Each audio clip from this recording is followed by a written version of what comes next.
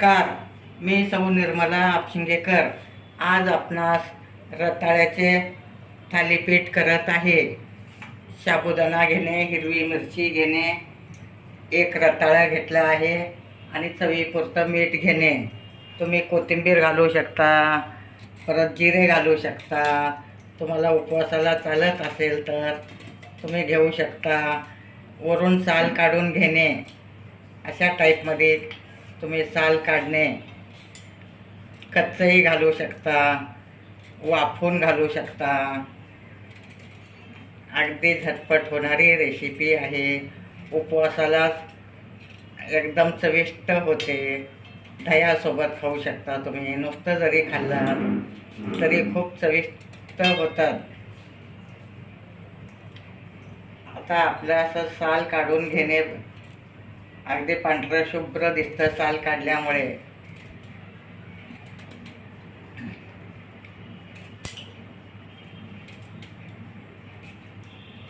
वाफून घेतल्यामुळं साल लवकर निघते. असं जरा वेळ लागतं. आता आपली साल काढून झाली आहे. तुम्ही पाहू शकता. अशा टाईपमध्ये साल काढून घेणे. याचे तुम्ही कटलेट पण करू शकता. प्रत्येक आकारात, त्रिकोणी, गोल, चौकोनी, कुठल्याही आकारात करू शकता.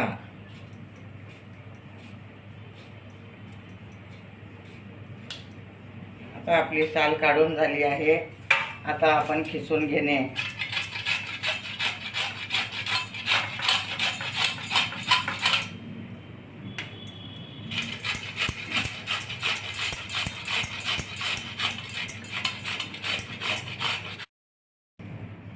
शेंगदाण्याचं कूट घेणे, एक वाटी साबुदाणा घेणे आणि रताळी खिसलेलं थोडंसं वाफवून घेणे. वाफवून घेतल्यामुळे त्याला छान खुसखुशीतपणा येतं. तुम्ही पाहू शकता. अशा टाईपमध्ये तुम्ही वाफवून घेऊ शकता. आता यात घालणे हे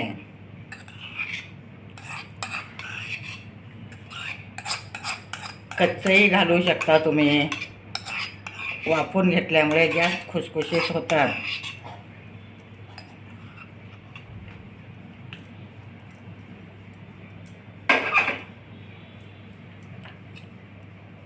मिरची अगदी थोडी घालत आहे.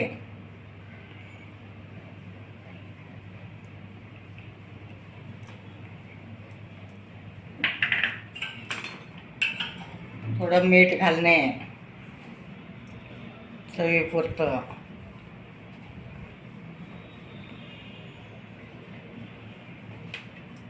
व तिन्ही एकत्र मिसळून घेणे.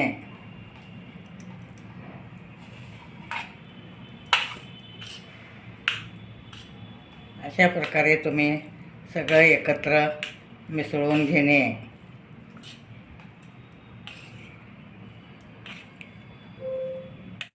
आता अशा प्रकारे आपण मळून घेणे. छान मळून झालं आहे.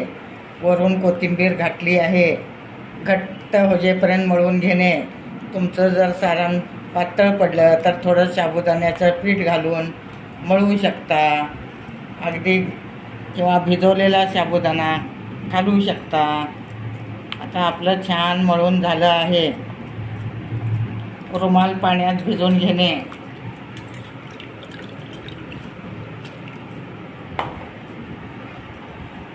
आणि या रुमालावर टाकून घेणे. थोडं हाताला तेल लावणे. तेल लावल्यामुळे चिटकत नाही. लहान आकारात करू शकता, मोठ्या आकारात करू शकता. असं पाणी लावून तुम्ही थापवू शकता. मळल्यामुळे छान एकजीव झालं आहे. साबुदाणाही छान भिजला आहे. अगदी व्यवस्थित मळून घेणे. रताळी, साबुदाणा, शेंगदाण्याचं कूट, परत हिरवी मिरची, कोथिंबीर हे सगळं एकत्र छान मळल्यामुळे त्याला छान चव येते व खायलाही खरपूस लागतं. गॅसवर तवा ठेवणे तापायला. अगदी पातळ आकारात करू शकता, जाड करू शकता, जसं तुम्हाला आवडलं तसं तुम्ही करू शकता. आता तव्याला तेल लावून घेणे.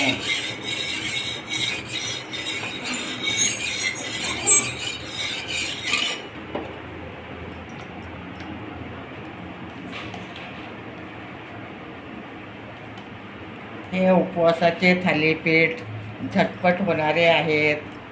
तुम्ही उपवासाला खाऊ शकता. असं 5 छिद्र पाडून घेणे. त्यात तेल सोडलं की खरपूस भाजलं जातं.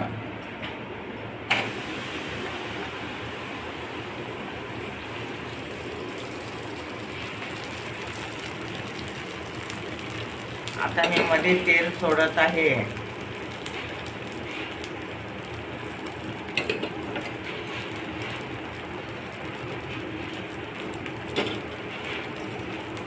आता वर झाकून ठेवणे.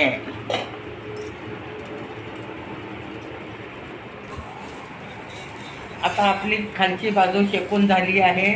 अशा प्रकारे तुम्ही उलटून घेणे आणि वर झाकून ठेवणे.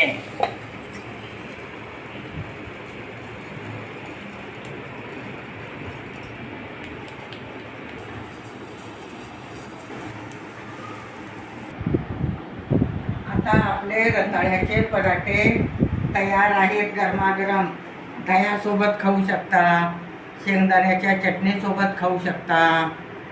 बिन लसणाची शेंगदाण्याची चटणी करणे, गरमागरम रताळ्याचे थालीपीठ खाणे. माझे व्हिडिओ लाईक, शेअर, सबस्क्राईब करा.